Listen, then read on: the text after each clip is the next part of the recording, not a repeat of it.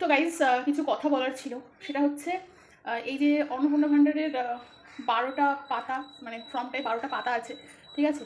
এটা fill up করতে হবে। এটা নিয়ে আমার কোনো খুব একটা বেশি মাথা ব্যথা নেই, এটা নিয়ে আমি বলতে চাইছি না। কারণ দেখো, মানুষ যখন 1500 টাকা দেওয়ার কথা ছিল তখনও মানুষ ফর্ম ফিল আপ করেছে, যা যা মানে চেয়েছিল সব কিছু দিয়েছে, ঠিক আছে? সো 1500 টাকার জন্য যদি মানুষ সব কিছু মানে করতে পারে, অ্যাকচুয়ালি টাকার জন্য মানুষ সব কিছুই করতে পারে, এটা অনেক বড় কোনো ব্যাপার না।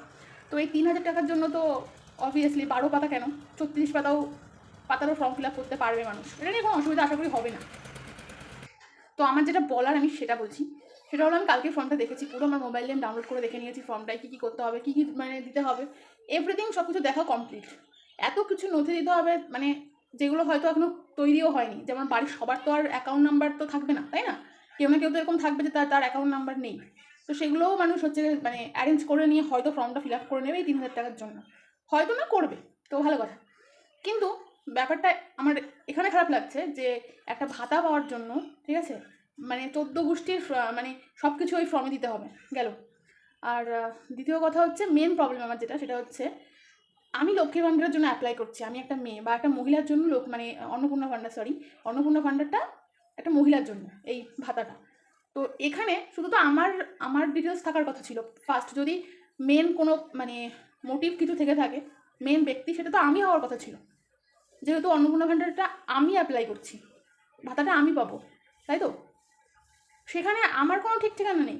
ওখানে মেন পরিবারের প্রধান, অবভিয়াসলি বাড়ির যে হেড হয়, বাবা, কাকা, দাদা, যেই থাকুক না কেন।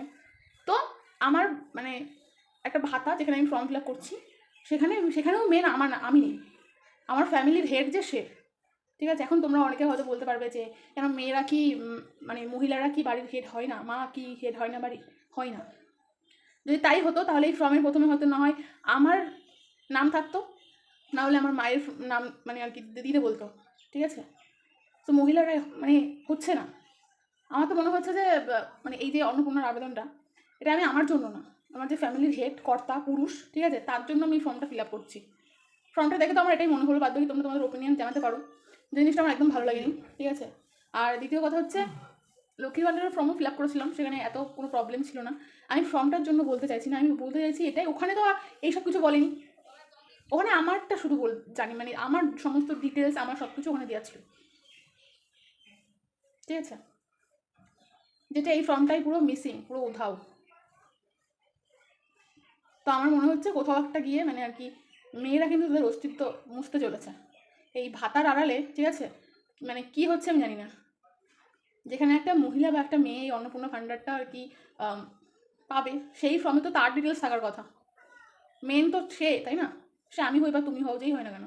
কিন্তু না, এখানে মেন ফর্মের প্রথমেই লেখা হচ্ছে যে পরিবারের প্রধানকে, ঠিক আছে? অবভিয়াসলি তোমার পরিবারের প্রধানকে নিশ্চয়ই তোমার বাবা বা কাকা বা দাদা কেউ একজন হবে, দাদু, তাই তো? কোনো মহিলা তো হচ্ছে না, বা আমি তুমি হচ্ছি না।